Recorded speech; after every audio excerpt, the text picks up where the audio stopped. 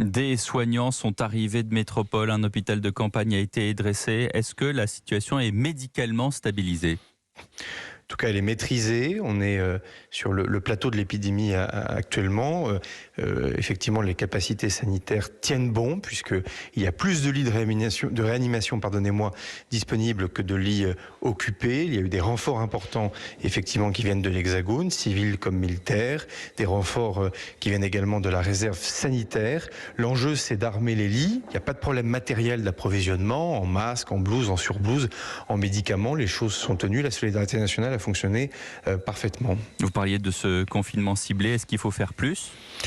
Il faut adapter. Rappelez-vous, le déconfinement était progressif, le confinement en Guyane ici est progressif.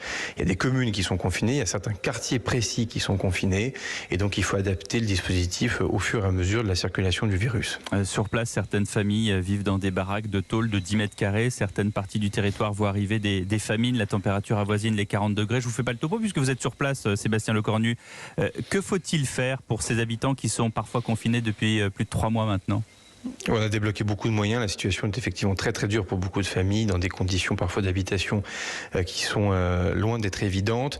Un chiffre peut-être 6 millions d'euros, c'est ce que l'État a débloqué en aide alimentaire. On a visité avec le Premier ministre cet après-midi effectivement des associations, des centres communaux d'action sociale, la Croix-Rouge qui font du colisage, c'est-à-dire en clair la préparation de colis alimentaires pour s'assurer que nos concitoyens ici ne manquent de rien. Il y a une vraie chaîne de solidarité qui s'est organisée. Petite mention pour la jeunesse de Guyane, notamment les jeunes du service militaire adapté qui ont consacré beaucoup de temps avec les forces armées à aller au contact des populations, y compris des villages les plus reculés sur les fleuves Maroni et Oyapock pour aller voir les personnes les plus fragiles.